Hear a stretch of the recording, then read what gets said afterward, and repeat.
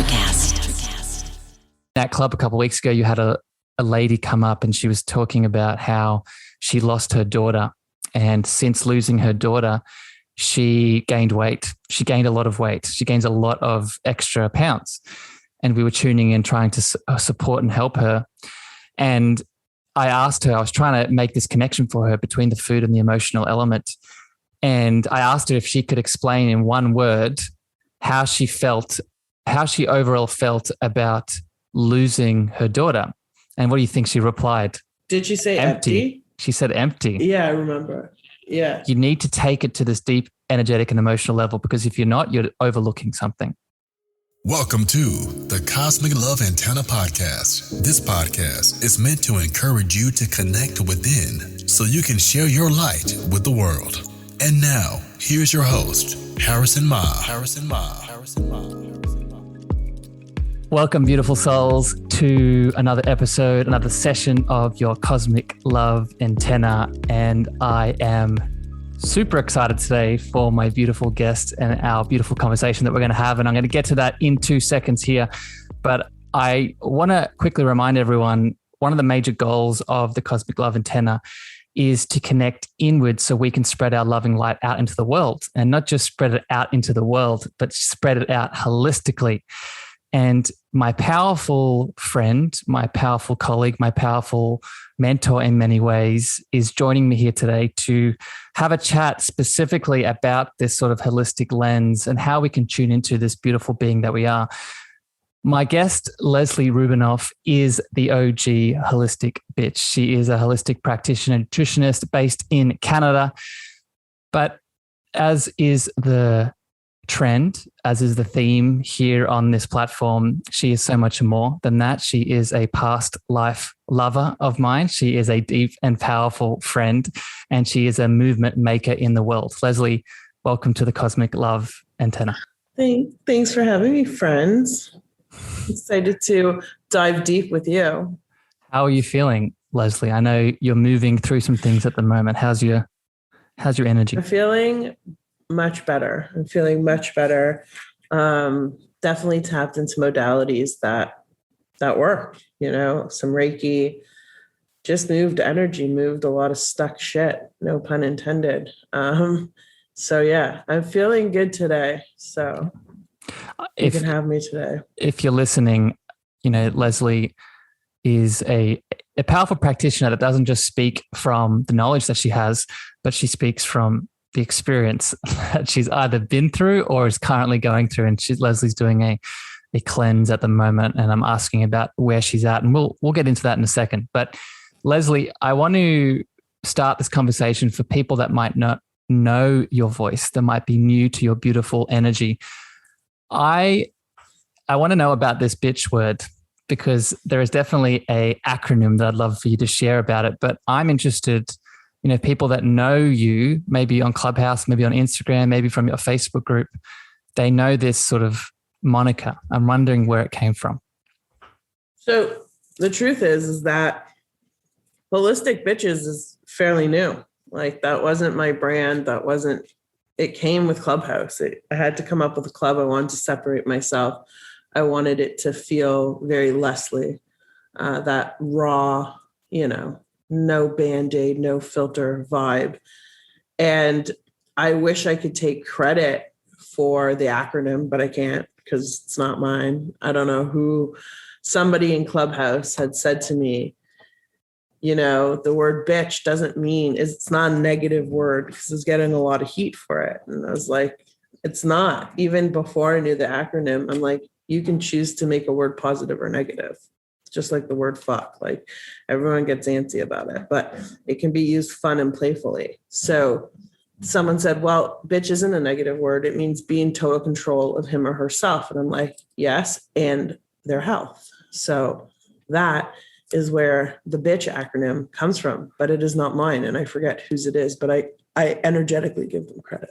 Yeah. And you attracted it, right? Through the community and the love that you put out into the world. And also something I'm going to get to in a second, but I want to go back to one thing, but also to hit on this idea of those words being challenges that people have. And I would highly encourage you if you're listening to this episode and that B word does trigger some things in you, does cause some things to come up, right? You kind of have two options. You can either blame myself or blame Lesley, which I'm not looking down on. I've been in that space and place before as well. Or you could reflect it and go inside and why am I being triggered by that word? Because that, as Lesley mentioned, at the end of the day, words and language are a lot more powerful than we think. And we're in control of whether they impact us or not. My friend, I want to, before you took on that title, a big part of your label is being a powerful genius, a holistic health genius. And I'm interested in hearing a little bit more about your story, right? How did you end up being this bright light in the holistic and natural community? And why did you walk down this path? I think it's a good question. And I think if you think about our purpose, why we're here in this life, some people can answer it and some people can't. And then some people can understand past life regression and understanding their multiple lives before. And I think a lot of this is not from this life. I think a lot of my knowledge, I think a lot of, I went to school, I'm designated. Lesley, let me interrupt you. Yeah. How do you know that for people that might be new to the ancestral healing? How do you know that this is not a new thing? It would be absolutely impossible to have the knowledge that I have and the abilities that I have to be within 38 years. And like, let's face it, when you're 11, you don't know what the fuck you're talking about. So that's not modern. That's not like a proud thing either. Like, I just want to be clear here for people listening. Lesley's not saying that from I have all this and you don't. No, she's just being completely honest. Right? Yeah. So I know that, I'm like, sometimes I'd be like, did I put a book under my pillow? Because like, I'm not the biggest reader. I don't dive deep into a lot of other people's works. And that's probably not a good thing. And it's not a bad thing. It's a Lesley thing. So if I'm going to be engaged by something, I have to really be engaged by something. But that doesn't mean I don't already know or can't teach what's already inside those books. You know what I mean? So I think intuitively, I always had like these hits and these signs from when I was really young. I mean, I chose to go plant-based when I was 12, not because it was cool. I'm 38. So if you do the math, that was a long time ago. Vegan and plant-based, that shit wasn't cool. Like there was nothing on the market. It wasn't, my mom's like, cool, figure it out. I'm like, all right, I'll figure it out. Things like chemicals always bothered me. Air fresheners bothered me. I fucking hated toothpaste. Like toothpaste, I would struggle to use toothpaste. Like all of those things. So all of those things kind of led up to things. And then when I was 15, a doctor tried to label me and give me my destination of PCOS and say, you're not going to have kids, basically produce hormones like a man. We'll just jack you up on a bunch of medication. And it just didn't feel right. It never felt right. And let me pop in there, Lesley. I think this part of your story, I've heard you share it before. And I think, if you're a female, if you're a woman, or if you're a male with a woman or a female in your life, I think there's a really high percentage that you have been through that same journey in some form, right? I just had Kim, the vagina coach, on, Lesley. I'm sure, I think you know who she is. And we were talking about just the lack of education, the lack of understanding, the lack of space and nurturing and insight around the female reproductive center and the female womb and the vagina and all of it. And I think it is such an under the shadow, under the radar systemic issue that most women are facing. And I think that's a big, and you can tell me if I'm wrong here, Lesley, but I think that's a big part of what allowed you to step into your power because of how many other people were in that sort of boat. Would you resonate with that? I mean, at 15, I didn't know what was coming, right? It was just the start of a seed to be planted for me to kind of follow. And I kind of left that office, and it happened to have been a male practitioner, and I felt defeated. And then I was just like, hold on a second, like, no, I'm not going to do the things that they're telling me I need to do. I'm going to figure it out. And lo and behold, I figured it out. I figured out diet. I figured out exercise. I figured out a lot of things. And then when I went to school, which came pretty late in my life in terms of flipping the switch of what I was doing and Can I ask about that, Lesley? Can I ask about that? So you've spoken to that before too, and I think it's really impactful for people to hear. What were you doing prior to the switch, and what made you feel like you wanted to switch? I was in public relations, and I couldn't really give a shit about promoting other people's things and making people excited about other people's things. I wanted to be excited about my own things. And even in that space, I was like, maybe I could get like a national bank challenge, like a health challenge. And like these things were just coming. So I told my parents I was going back to school, and they told me, good luck, get a job. I was like, no, you're going to pay for me to go back to school. And I did. And I did so effortlessly. It was and it's not an easy program, but for me, it was effortless. It was the first time I was in an academia that was seamless for me. It's not because I was stupid, but I was never intrigued. I was never captivated by topics in school. So this came and I did it. I graduated valedictorian. I graduated with some of the highest marks that the school's ever given out. And it was easy for me, while other people like had anxiety and sleepless nights. For me, it was like, I barely had to study to get through this course, like barely. Well, and going back to the ancestral past life element, we know why, right? And yeah, sure. We seem to think, and this is very, again, another important point here. We seem to think that anxiousness and lack of motivation is a sign of weakness or a sign that we just need to keep pushing hard, versus the other side of that, when it comes easy, when it just flows and downloads and we align with it, we overlook the meaning behind that. I want to make this very clear for people listening. If you are picking up a skill and you're noticing that skill is quite easy for you to do, and almost like you have some prior knowledge, I would highly encourage you to look down the past life ancestral route, right? Because that's not only going to validate some of the feelings and perspectives you might have, but it's going to push it a little bit further. Lesley, so we're at this point now where you are standing in your beautiful power and starting to do things that are more purposeful. This is where you sort of branch out into some areas. And these are the areas I want to speak to today that I know you have a lot of knowledge in. And I think the first place, you hit on the plant-based eating, and we'll come back to that. But the first place I want to start is CBD.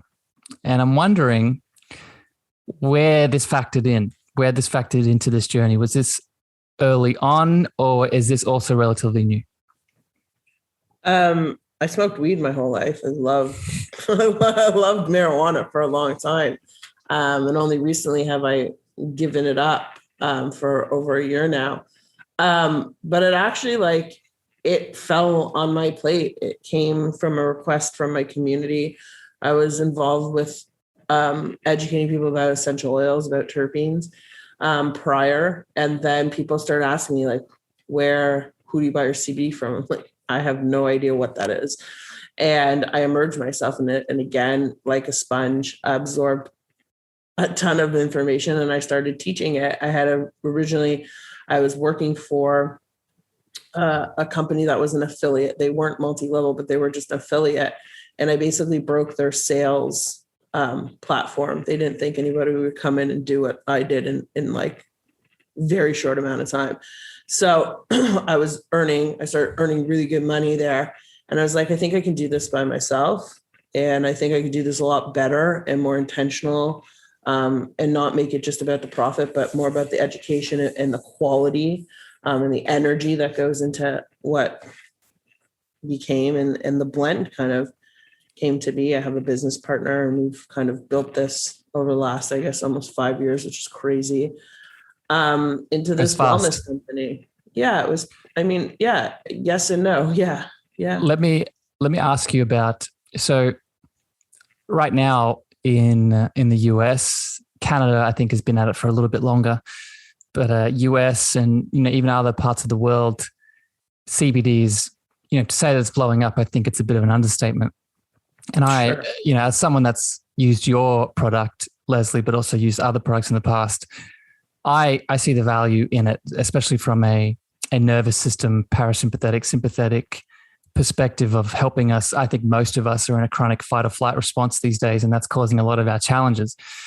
But I'm interested, Lesley, why, when you started doing all that research and started diving deeply into it, other than your innate ability to sell good products and be a good marketer, why did you feel like this was an important sort of tool in your medicine bag? Well, one, I think everybody and their brother and their mother wanted to be part of an evolving industry. And two, most of them didn't care about what they were putting on the shelves. They were more after that one time, make a quick buck, get out kind of vibe. And some of them had a lot of money to do the marketing, and they were very successful at it. That doesn't mean they had a retention of a customer. So I kind of wanted to do it opposite and retain my customers and show them that if you start with the right one, it might be a little bit more expensive, but it's going to do what cannabinoids are intended to do, and that's to interact with the endocannabinoid system. And every single living species with a backbone has an endocannabinoid system, and therefore should be interacting with cannabinoids. And people are still... We're not. Well, they're not, but people are still confused that CBD has to come from a marijuana plant, or that there's psychoactivity involved in it. And the endocannabinoid system is designed to bring the body into homeostasis. It's designed to bring it into balance. People also under the misconception that it's just for pain. Well, yeah, it's amazing for pain and inflammation. And that's probably the first thing the body needs to do to balance, is to reduce inflammation. But, hormones, sleep, anxiety, bone health, brain health, repair, sleep, cellular mitochondria. Yeah, all of that. It's for all of that. And you don't need a lot to stimulate and work with the endocannabinoid system. But what you do need is the terpenes. And most companies don't do it because they're expensive. But that's kind of like the Uber to the endocannabinoid system is the terpenes and the drivers. So these are things that we focused on. It's kind of like, at the moment, I think something I would equate it to, and maybe I can get your opinion on this, Lesley, I would equate it to the zinc conversation at the moment, with using zinc as a driver into the cells with, vitamin D, with quercetin and the COVID. Everything has a cofactor. Yeah. One of the elements I really, when I started connecting with you and learning about some of the products that you make, this one in particular, the CBD, one of the immediate elements that I really respected and was drawn to was the fact that it's organically sourced. And I've spoken about this in the podcast already with Lindsay and a couple other guests, but I'm wondering if you can, in your opinion, Lesley, why do you feel organic labeling, especially with CBD products and the marijuana plant and just getting the CBD element from them, why is it important that the organic growth is part of a product like yours? Well, you can grow anything in shit, or you can grow it in gold. What's wrong, Maya? It's the same thing. Like, why grow? Listen, we don't certify our stuff, but we work with small farmers, and we work where we've tested the soil, because that's more important to me than putting a USDS label, which means fuck in a bucket. If you ask me, it doesn't mean anything. So it's how you grow things, and what's the craft, what's the attention to the craft of the soil. Like, these people are passionate about what they do. Maya's like moaning over there. Maya is Lesley's beautiful little dog. You might hear her in the background. It's my voice, Lesley. It's my voice. She's like whining. Do you hear her? I do. Yeah, I can hear. Okay. I can hear. So it's all about, it's where everything starts, right? Yeah. If you grow a baby in a healthy home, it's going to be a healthier baby. If you grow a baby in a home that's super toxic and not healthy, that baby's going to react. If the mom's a crack addict, the baby's going to be addicted to crack. It's the same. Yeah, 100%. It's the same thing. Yeah, if you have a plant in a pot that is growing incorrectly, do you look at the plant or do you look at the soil that the plant is growing in? We're the same, either with the food that we eat, the CBD that we ingest, or us as a being. Yeah. And going back to the concentration and the impact, if you're looking for a more just from a efficacy and an efficiency perspective, you want the product to be organic because it's going to have more of its natural constituents in it just because of the soil that it's growing in. The other element that you hit on, Lesley, that I want to make sure people heard, the organic labeling, the certifications. And this, I'm yet to find this as a challenge in Australia, but it is definitely a challenge in the US, right? There are certifications that are legit, but there are also many certifications that are not. And Australia actually has a very good standard for testing. Yeah. But many countries do not. So if you're listening, I would, your role as the consumer is to look into this, right? And don't just, like you would any label, don't trust it because you think that the company has your best interests in mind. Yeah, because they usually don't. But we do. No, yeah, that's it. All right, I want to switch here, Lesley, here to another topic that I know you're passionate about. More of a sort of, because you live it. And like I said at the start of the conversation, something you're going through right now. And the topic is poo and detoxification. One of... Love me some good shit. Yeah. One of the incentives for me to do this podcast was actually, I'm going to plug your podcast here, Lesley, the Holistic Bitches Unfiltered. And you actually did a really good episode. All of them are really powerful, but the one episode about the castor oil pack, I'd recommend listeners, I'll put it in the show notes to go listen to her breakdown of how castor oil sort of impacts your detoxification pathways. But I'm interested, Lesley, why do you think this conversation, either with poo or detox in general, is so often either not talked about enough or not talked about in the right way? It's the miscombobulations around it, is that people don't understand how the body works, right? They think, oh, I have a liver and that's its point. It detoxes. So I don't have to do anything to detox. Well, if you are living in a toxic environment, if you're living amongst mold, if you're living using all kinds of shit on your skin, in your hair, on your body, if you are eating like a garbage truck, if you are drinking bad water, eventually there's a capacity at which things start to not work. And the other thing is people don't understand, again, how the digestive system really works and how it's supposed to operate. And some people think going to the bathroom once in a while is okay. They don't realize that bowels are intended to move 2 to 3 times a day, just like when you have a baby. A day. I want to make sure people heard that. A day. It's like you feed a baby, it shits, it sleeps, feed it. It's repeat, right? Yeah. And that's how it's intended to be. Unfortunately, people start to ruin their digestive system from starting with feeding a child cereals and grains far before the digestive tract is formed. The human digestive tract is not fully formed till the age of 1. Yep. Therefore, it is really dependent on breast milk, if you can, and certain fats and sugars. That's it. It's not meant for carbohydrates. It's not meant for cereal, but that's what people give their kids right away. Yeah. So people don't understand that. So literally the majority of the population is full of shit. Yeah.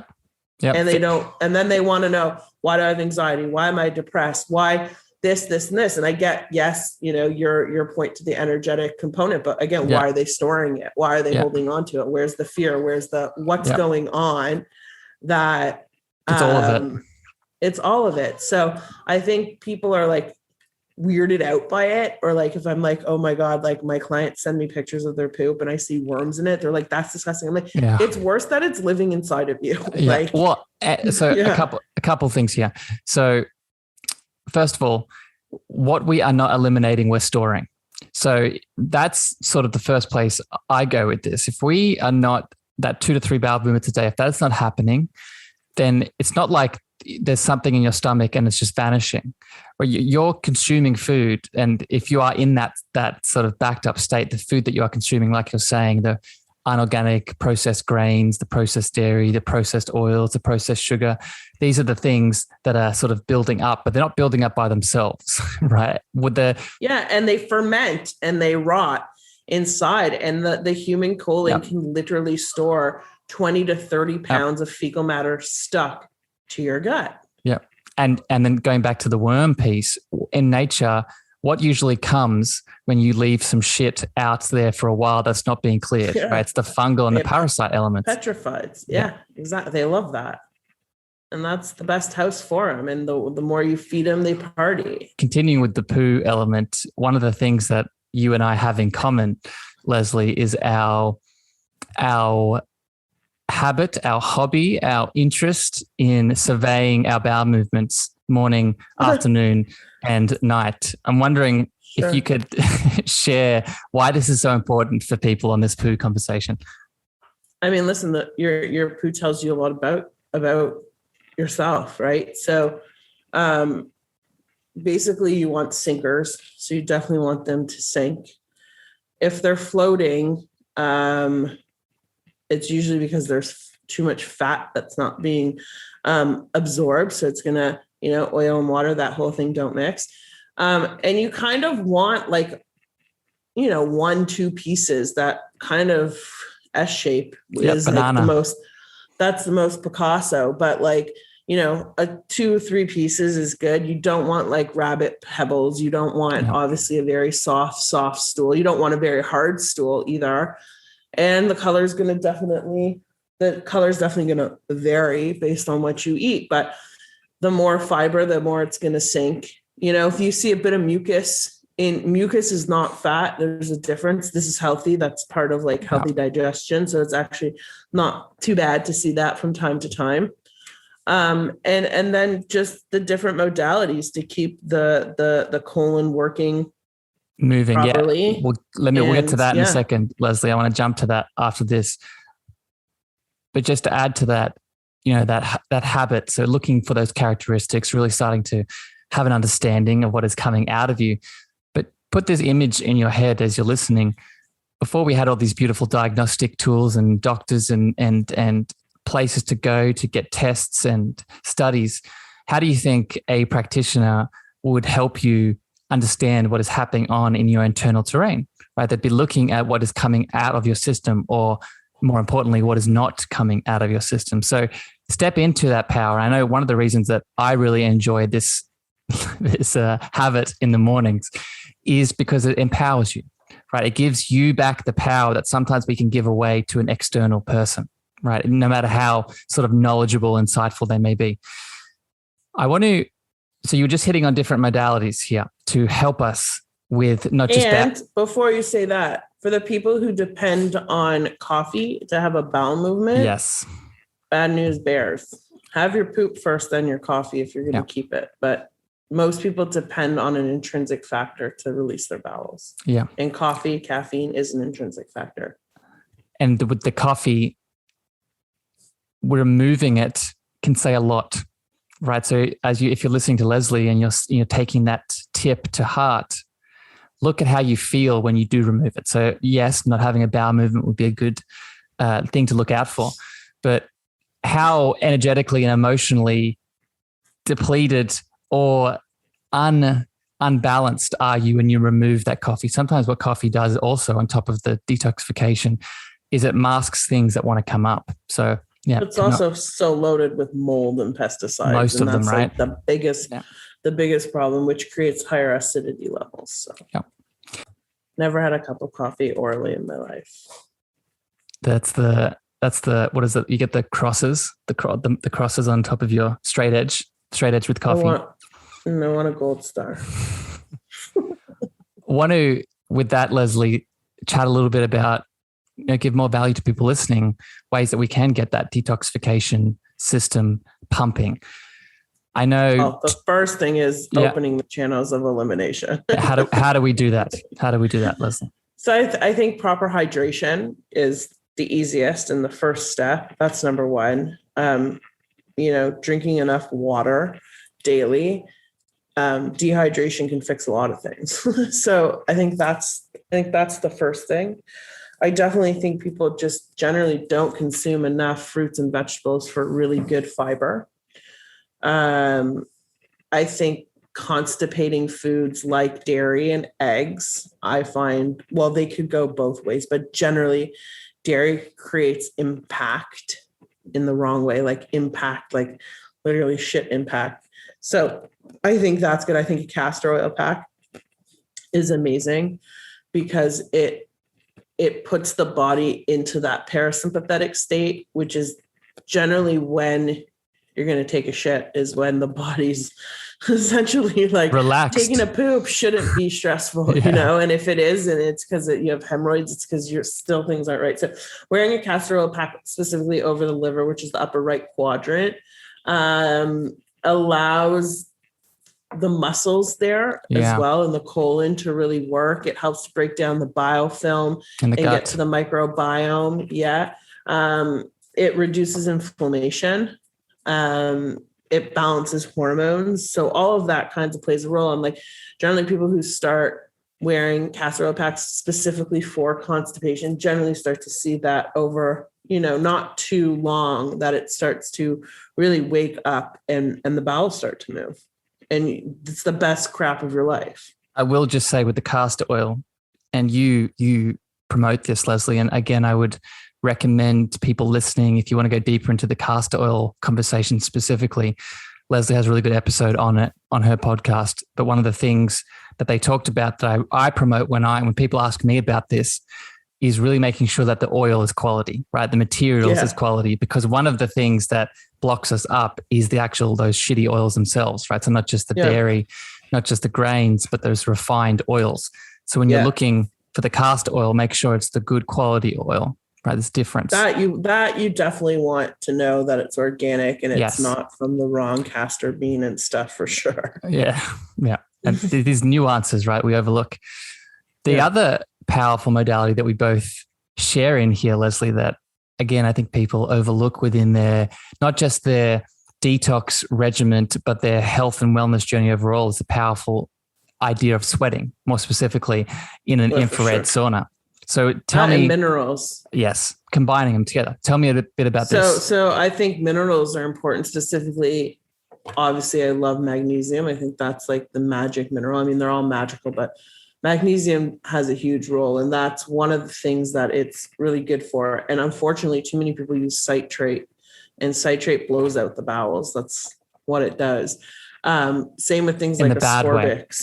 In a bad way. It interferes with detoxification pathways. Bad news bears.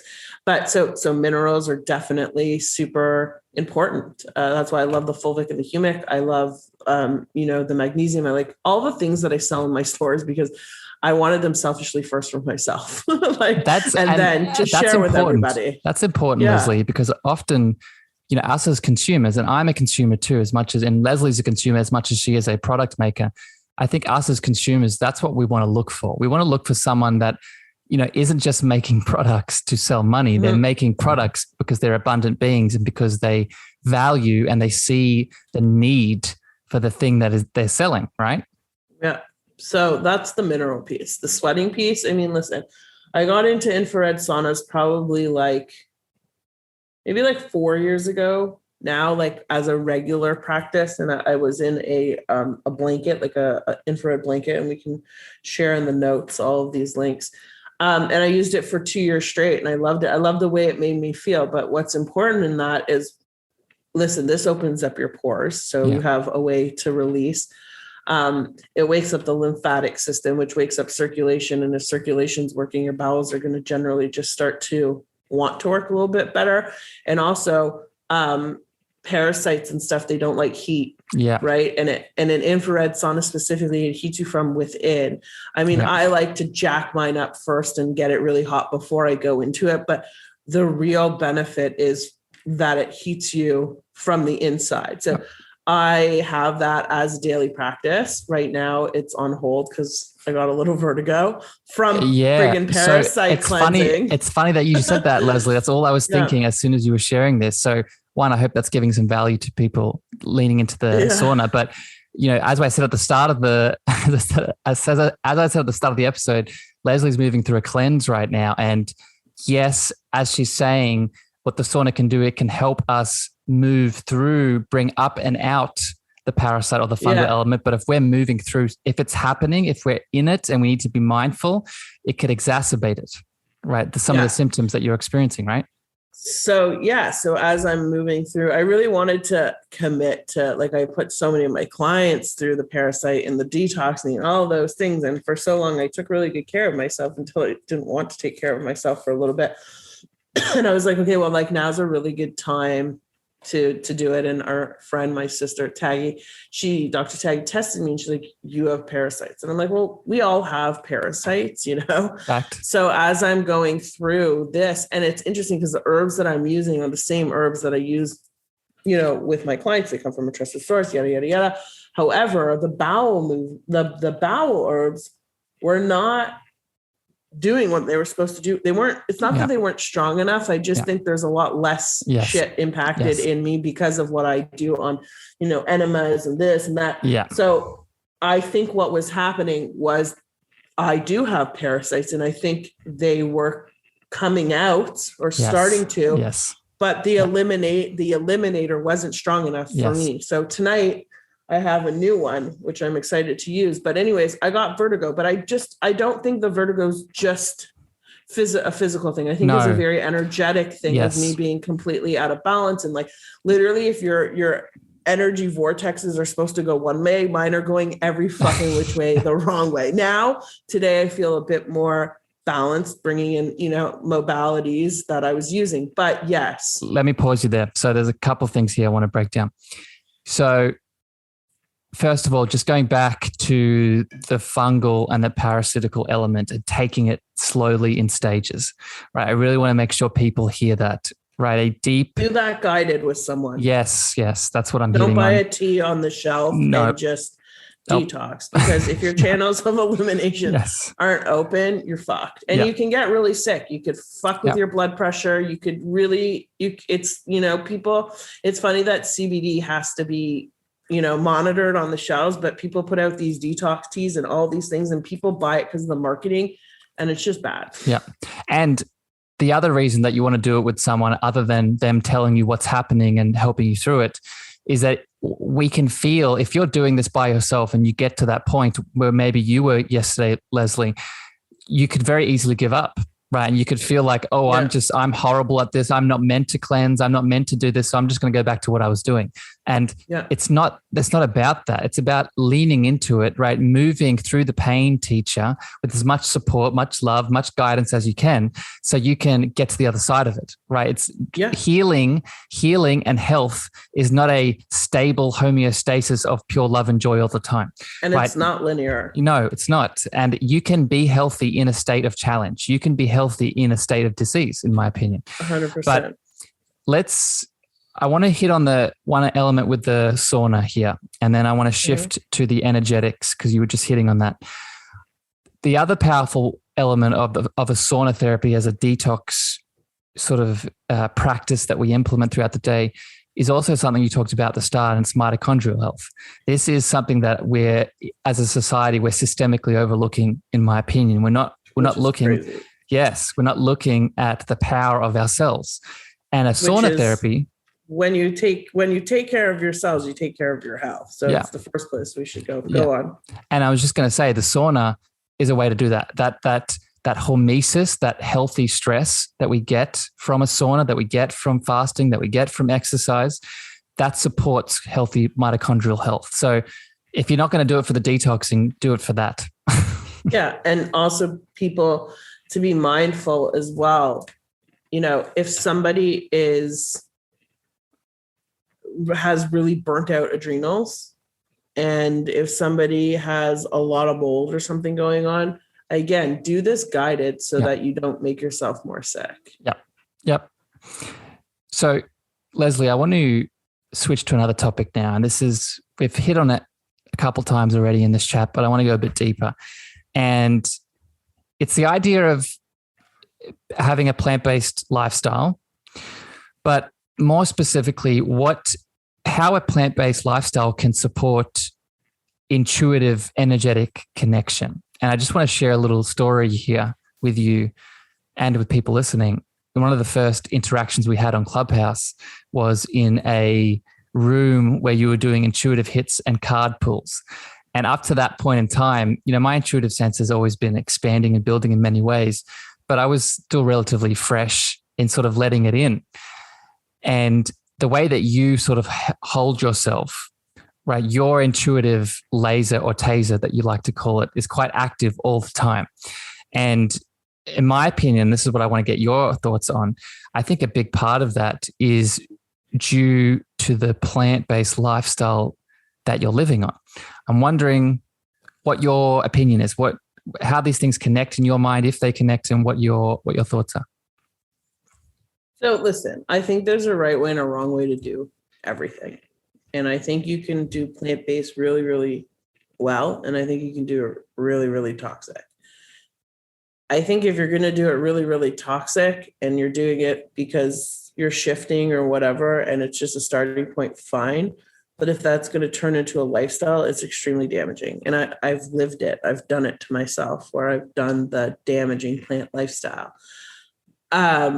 When you do it in a good way, it's extremely healing. And I think there's many ideas. There's every diet in the book. For me, I think plants heal. And I don't think anyone could argue that. Well, actually people could, and they do. I think plants are healing. I don't think when people are like, well, there's different diets for everybody. Yeah, I understand that, but there's nobody that doesn't thrive off of fruit. There's nobody that doesn't thrive off of vegetables. That's just like crazy talk. And again, staying away from the oils, and I don't think a diet high in grains is a really healthy diet. I don't think oatmeal every morning for breakfast is a good idea. I think there's other things you can do to be innovative with food. And I think that when you have very live, you have to think about it. Like fruits and vegetables are thriving live food, which there's energy to that. So if you are lucky enough that your stuff doesn't have to travel 3,000 miles to get to your plate, you're putting high vibration energies into your body. So energy it radiates from the inside out. So when you put that in, it radiates out. So for someone who tells me, meat, chicken, I mean, that's dead.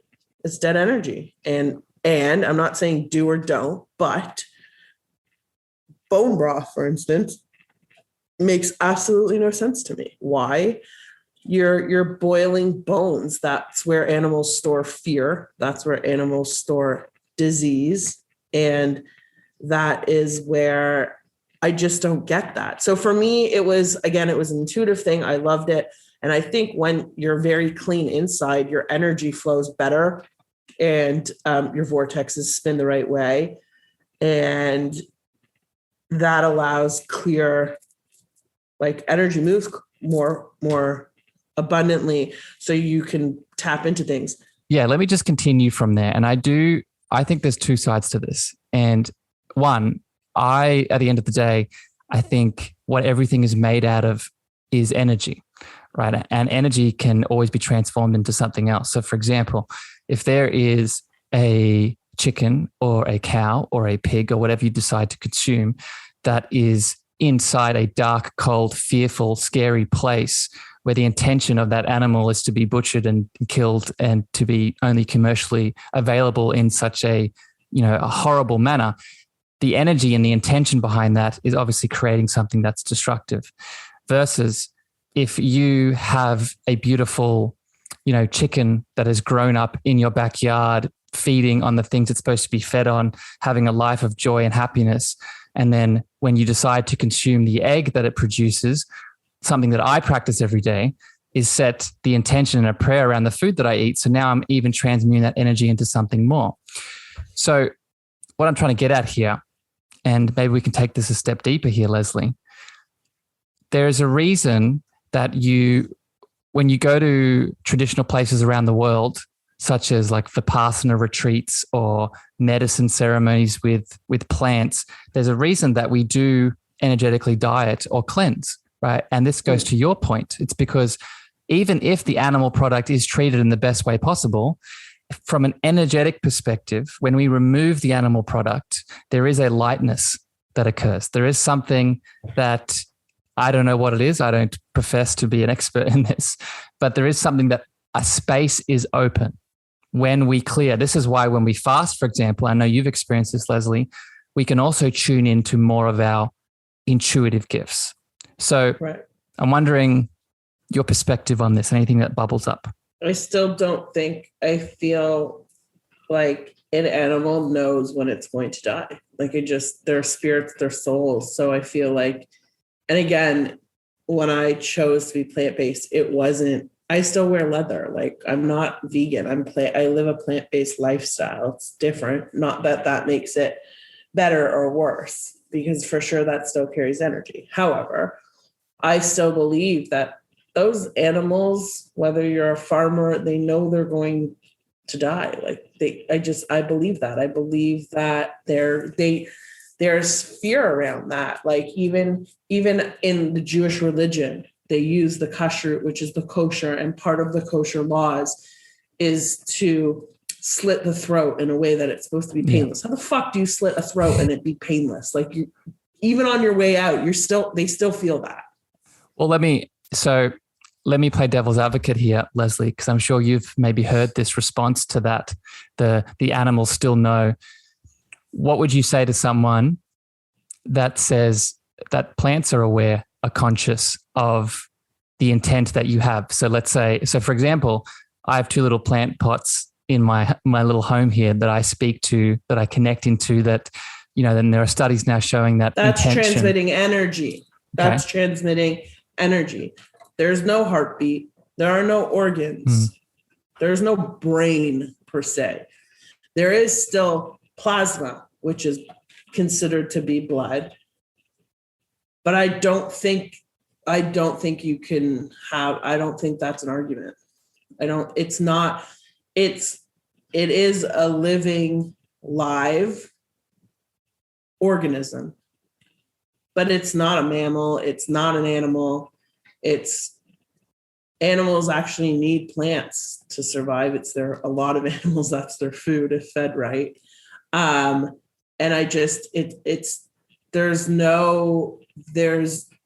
doesn't have a soul. I don't believe that a plant has a soul.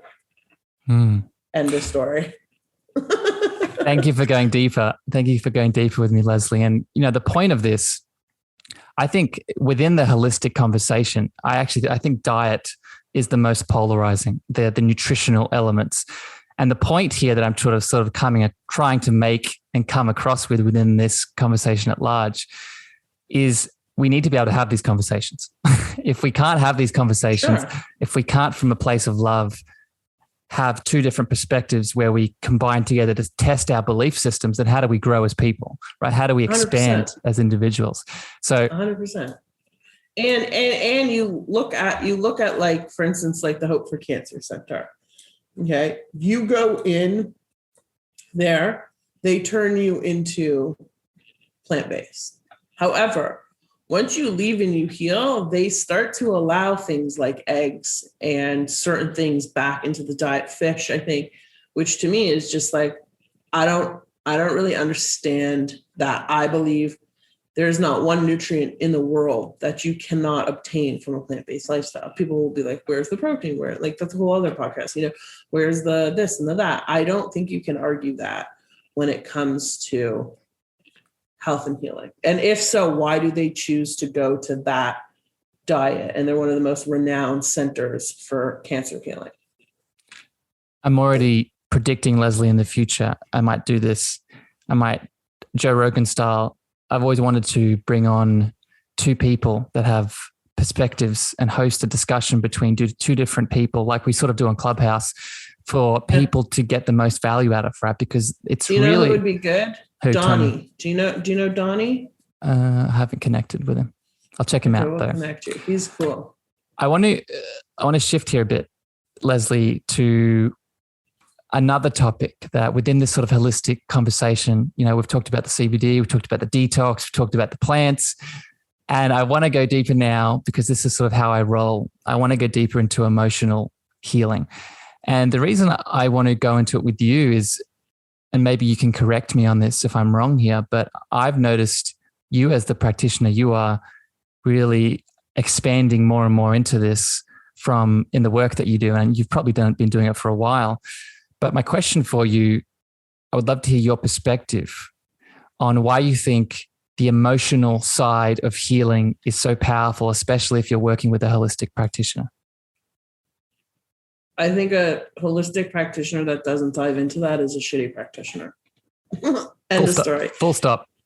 Yeah. And it's not, obviously my awareness to it is different, since being in Clubhouse, sharing space with yourself and other people, it's different. But I've always been able to ask a client, especially working in digestive health, what trauma happened before this? What really, like before you're diagnosed, did somebody die? Was there a traumatic event? What happened? And there's never been somebody who said nothing.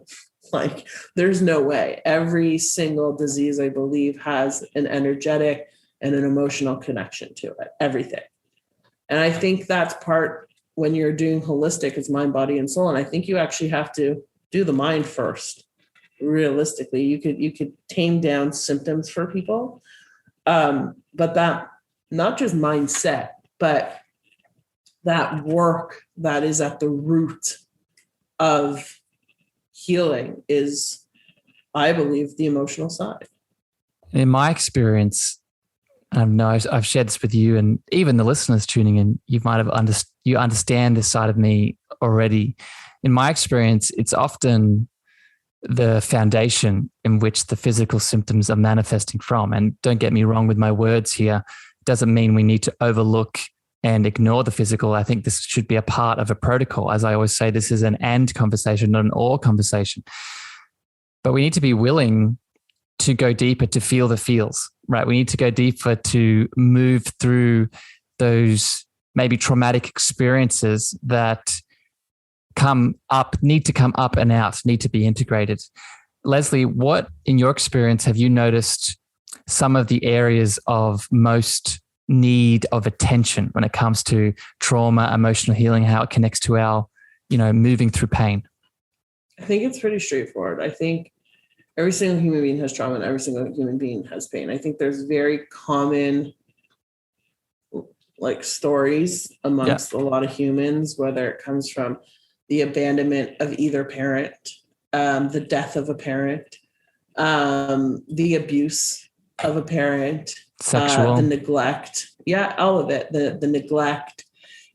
People don't write TV stories and movies because they're fucking creative.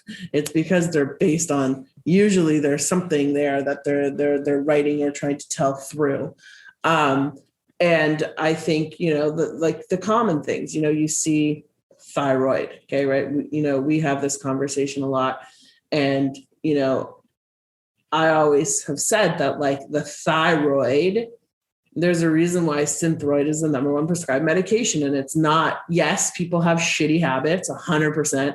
And women specifically have a very difficult time expressing themselves. So do men, but it shows up differently. So, there's that. I think there's, when it comes to the female hormones and stuff, it's a lot of the time the father wound. It's the neglect, it's the self-worth, it's the self-love, it's the abandonment. I think that all houses in the ability to not feel worthy enough to reproduce. Yeah. And that's the reproductive area. Yeah. I think a lot of the stuff in the men is the liver and the heart. Pause there for a second, Lesley. I want to make that connection for people between the throat and the reproductive centers. One of the biggest connections I've experienced, working with people. Again, I spend a lot of time talking about the inner child and the chakras. The link between the throat and the sacral is the inner child, right? The inner child, those abuse elements that you just talked about, often they occur in childhood around the throat, and the space in the body that the inner child likes to live is in the sacral reproductive center. So if you're listening and you're saying, oh, this is me, that's why, right? It's because those two centers are so intrinsically connected at an energetic and emotional level within the body. Keep going with the male symptoms you were talking about. So, and it was interesting because, I remember asking this specifically in a room, and Dr. Taggy piped up about it, but it was more of not that I didn't know, but more of a moment of being reassured that the men are more in the liver and in the heart. They hold their fear and their anger and their disappointment in those areas. And that's why we see more men with heart attacks. We see more men with liver disease and corrosive livers. I mean, fatty liver goes across the board, probably both ways. But then you also look at diabetes. Yes, we know there's a food issue, but we know that, the missing out on the good parts of life, or as Dr. Taggy would say, the sweetness in life. Can you give me your best Dr. Taggy impression? Oh my God, no, she was totally. But why? That's it. That would be Dr. Taggy. But so when you start to break it down, and I think this is actually a very good way for a practitioner to earn trust with the client, is by letting them know that they know that that's there. And that comes into being intuitive and understanding and knowing. But the moment you peel back that layer and they're like, holy fuck, they know. Yes. It builds a sort of trust. And I think that's why it's important that you start there. That is not to say or to mitigate or to completely negate the food you eat, yes, the water you drink. It's an all and, of that. It's an and conversation. Right? They go together because it's holistic. So, Lesley, yes. let me backtrack a bit. So you said you're spot on with the male element, with the anger and the heart. And a big element with that I want to make sure people hear. So it's the anger, it's the fear, but it's also the grief, right? And how we talked about the thyroid being the space of mostly women, right? Women not being able to express their voice, express their truth. What is another, and that's a sort of societal belief structure that's projected onto women. There's a societal belief structure projected onto men. And what is that? That men should not cry, that men should not show their emotions, that men should not express their grief, express how they're feeling. What is the space and place that's going to show that? It's going to be in that heart center. So that's a super big component. If you're a beautiful man listening to this conversation today and you are having physiological challenges in that chest and heart, I would highly encourage you to find that practitioner, as Lesley said, that you feel safe, supported, and secure with, to be able to speak and express, because that's healing in itself. And think about a man's desire to eat meat, raw, spicy foods, heavy foods. This plays into the whole emotional thing. I mean, I'm sure there's women who love a bleeding steak, but I think you may find the odds of a man wanting that a little bit more aggressively than a female. And I could be wrong, and you might make me eat my words, but the way people choose and tune into food without recognizing it, certain foods, says a lot about somebody as well. Well, I 100% agree. I think we've talked about this in the past in regards to addictions, food addictions, right? A craving. Let's use sugar as an example. Do you actually crave the sugar? And yes, we could talk about a fungal and a parasite imbalance, but let's just keep it for an emotional level here. Are you actually craving the sugar because that's what you need? No. Or are you craving the sugar to fill a hole that you actually want to just express and fill yourself, right? So forget about it just being sugar, food in general, the food that gives that dopamine hit, that gives that brings the serotonin and the tryptophan and all your neurotransmitters to be like, oh, that's exactly what I needed. Or to the, people who binge eat, and to the people who, eat till they're so full, because that's comfort, right? So it's a lack of, and it's a void, and it's filling something. So whether it's drugs, sex, food, whatever it is, people just don't realize how harmful, food is. I mean, it might be the lesser of the evil from heroin in a hamburger or French fries, but it's, it catches up. It might take longer, but it catches up. I want to share a quick little story here to highlight this. And it happened in a space that you created a couple of weeks ago. If you are not following Miss Lesley on Clubhouse, she has one of the most powerful, insightful communities I've found for holistic and natural healing. It's called the Holistic Bitches Club. So tap in, follow, join. You'll see us there weekly. And in that club a couple of weeks ago, you had a a lady come up and she was talking about how she lost her daughter. And since losing her daughter, she gained weight. She gained a lot of weight. She gains a lot of extra pounds. And we were tuning in, trying to support and help her. And I asked her, I was trying to make this connection for her between the food and the emotional element. And I asked her if she could explain in one word how she overall felt about losing her daughter. And what do you think she replied? Did she say empty? She said empty. I remember. She said empty. And it's just like a goosebumps when I share that. It just highlights it beautifully. What Lesley and I are saying here is you need to take it to this deep energetic and emotional level, because if you're not, you're overlooking something. You're missing the story. And it's often, like I said, I think today in your room, we were saying the signs and everything are right there. Yeah. Like it's all right there. It's whether we want to listen to them, and they're going to keep coming back, over and over and over again until we finally get it, accept it, utilize it, and work through it. Agree. We have to be willing to listen. Lesley, I have two more questions for you before we finish, and I want to hit on this before we leave. And I'm going to combine two questions here, because I think this is a big part of who you are as a person. And I also just want to have your insight around projections of the future. So I want to ask, at the date that we're recording this, there's a lot of stuff happening in the world, right? From getting out of COVID, from the Ukraine, and just everything that's happening. And I'm wondering, as you project looking into the future, so two things.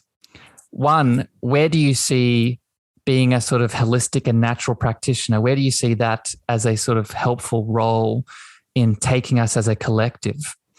And two, where do you factor community into this? Where do you factor, you look at Clubhouse, for example, and Facebook and Instagram, you have quite the following, you have quite the family and tribe around you. So looking to the future, where do you see the holistic natural lens fitting in, and where do you see the community fitting in?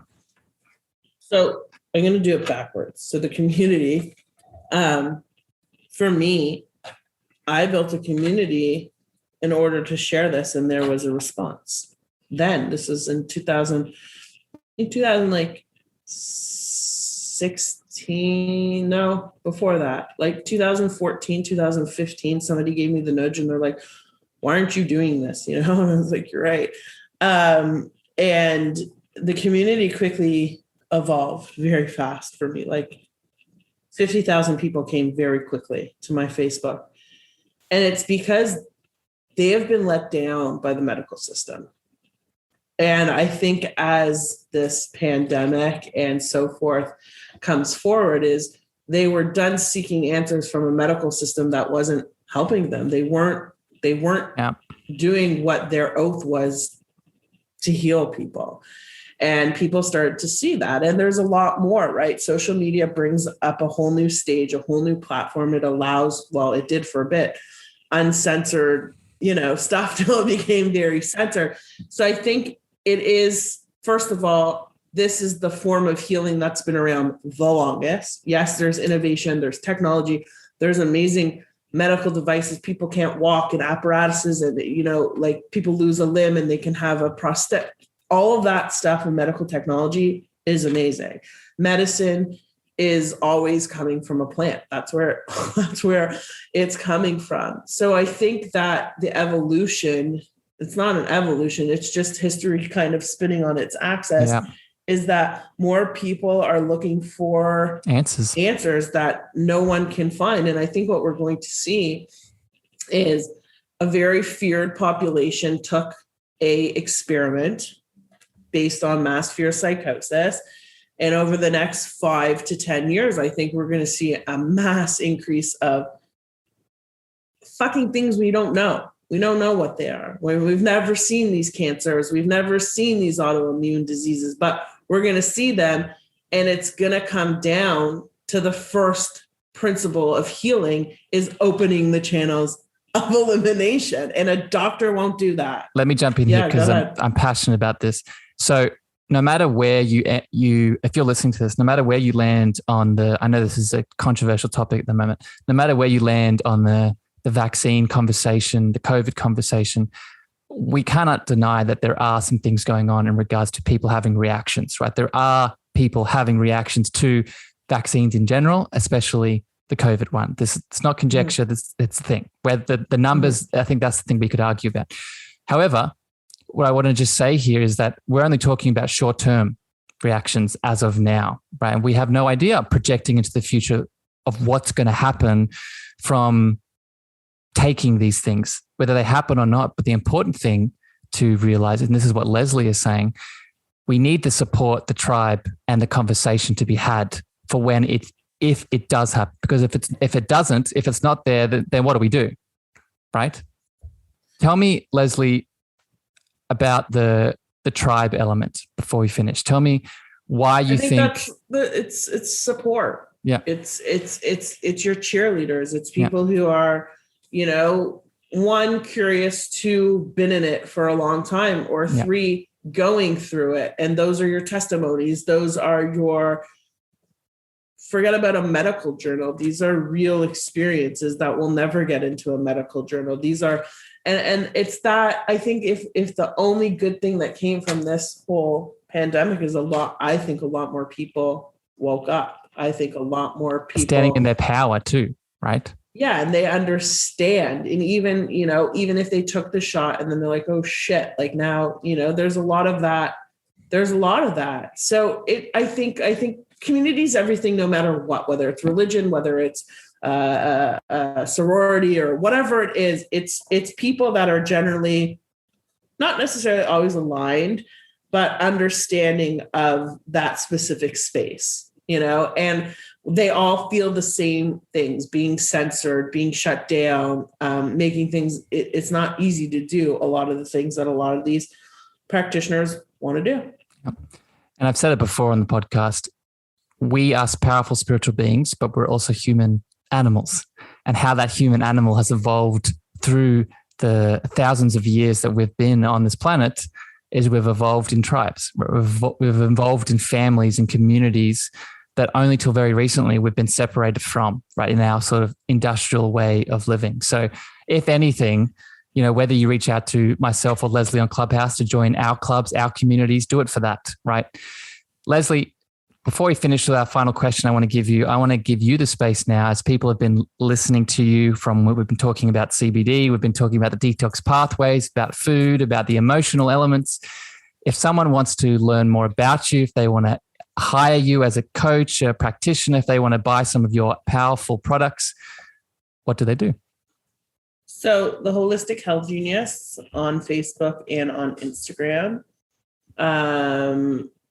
The Holistic Bitches on Clubhouse, the Holistic Health Genius .store for the store, or just reach out and spark a conversation. And I think one thing and my podcast, the Holistic Bitches Unfiltered, with a new episode coming out very soon.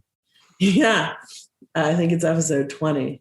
But I think there's distinctive leaders in this space of healing yourself being one of them, but there's leaders, and we have to be mindful of who we take information from, especially in this space. Anybody can become a coach. It's different than being designated, and not that letters make somebody more powerful or authoritative, but there's usually a bit of regulation. So just be mindful of where you're taking your information from, and be mindful of the person that's there to make a dollar, the person that's there to invest and make money at the same time. We all have to eat, live, but be mindful of that. And I think before we go here, so I get to ask you a question. Okay. Well, I want to hit me first before I get to my final one. Okay. But just to add to that, Lesley, because it's beautiful what you said, and it's really why I appreciate you as a person, other than me just loving you very much. I think everyone listening to you can relate to this. You cut through the shit, right? And that authenticity that you just talked about in terms of connecting to someone who can support us, that is from that space of truth, right? So you do that really well, my friend. Hit me. Thank you. Hit me with the question. And people are so afraid to invest in themselves.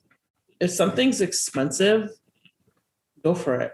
Some of the best things I have in my realm of wellness are expensive. And I chose those things over other things, like my sauna, like my water system, like my pots that I cook with, The other people might think that's crazy. I think it's crazy that somebody goes to Starbucks every single day and buys stupid shit.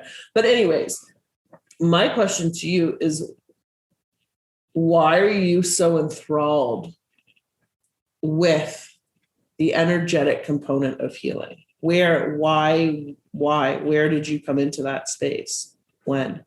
I would say, so when I came into it, I think it's been a progressive shift. I think over the last 2 years has been specifically the shift into the energetic, emotional and spiritual side of things. So to give a date, probably the last 2 years. But I would say the impetus for that and the reason why is I, as a coach, as a practitioner, as someone who hosts this podcast, someone who does all the things I do in the world, as an individual, I'm always looking for more. I'm always trying to go deeper because I think I'm always wanting to help others and also myself from the most systemic and deep kind of way. And I found that taking things to the energetic level, taking things to the emotional and spiritual level is where I've noticed I've had really big shifts and really big changes. And whether we're looking to heal our pain, whether we're looking to heal childhood wounds of trauma, whether we're looking to become more holistically and naturally vibrant, I think that's really important. That's really important. And then I guess the final thing, and this might be very woo, but I know you can go there with me, Lesley. A big theme of this podcast is being a love antenna. And when I take it to the deepest layer possible, that the deepest layer energetically possible is love. And I say love as a way of being, love as a connected to a higher power. And for me, that's when the shifts took a deep dive. That's when the shifts took a exponentially expansive thrust into what is true. Does that answer your question? Yeah. And just wait, one more. Do you find that you learn the best through books? Like, where do you find your innate ability to learn this? So where did it come from, or what's the best way that I consume knowledge? Like where, like I said in the beginning, like I truly believe this is past life work that I've been doing forever. Yeah. But is yours books? Is yours what for you is your greatest learning tool? So I related very heavily to what you were sharing about the innate wisdom connecting back in. And I've actually found that through, so I read a lot, I consume a lot. I spend a lot of time in Clubhouse, spend a lot of time, studying, whether it be through courses, whether it be through just normal books. But I'm noticing more and more, the more I gain and read and obtain, the more I realize that I know that. Yes. Yeah. It was there the whole time, or it feels really good. Right. I'll read, like, for example, and this is what I'm studying right now. I'm studying right now the connection between aliens and past lives and just the history of extraterrestrials on this earth and how it connects to how we have a soul that might be not just a human soul, might be an extraterrestrial soul, really out there woo-woo stuff. And I'm reading like so many books on it, but I'm also, it's making me excited. And there's something inside of me that's saying, oh, this is familiar. This is not strange. This is not crazy. This is not some person that's making up shit. It feels familiar, it feels home, it resonates in a very deep way. So and I connect that to all the information I obtain. Does that make sense? That's my question. Thank you for asking. The final word. I love you, my friend. Well, one last question from me as we finish, and we just hit on it briefly, but a theme of this podcast, Lesley, is connecting back to that love word. So put very simply, how do you define that word? How do you define love? Shit. I think feel like I'm on like Miss USA. How do I define love? I think love is essentially the be all and end all of life. I think how it should be, you're conceived, it should be, not everyone, but by love, you're brought in, welcomed by love. And then you go through the journey of loving others, loving yourself, hopefully. And then when you leave loved, and you move through into the next realm, into a space of love. Although, technically we don't know what's on the other side, but I think love heals. I think love is healing, but I think it's really the be all and end all of everything. Beautifully said, my friend. Lesley, I love you very much. Thank you for coming on this podcast with me. I'm so excited to edit this and bring it out into the world so you beautiful listeners can hear it. I will end it there. Thank you for coming. And if you're listening, love you too. Beautiful listeners out there in the listening world. I hope you have a wonderful evening, morning, afternoon, wherever you are in the world. Lesley and I love you very much. This has been another installment of the Cosmic Love Antenna. And until next time, have a beautiful, loving week. Bye, everyone. Thank you for listening to the Cosmic Love Antenna podcast. We hope you enjoyed. Be sure to follow Harrison on Instagram, Twitter, and Clubhouse at Harrison Ma. That's Harrison, MEAGHER.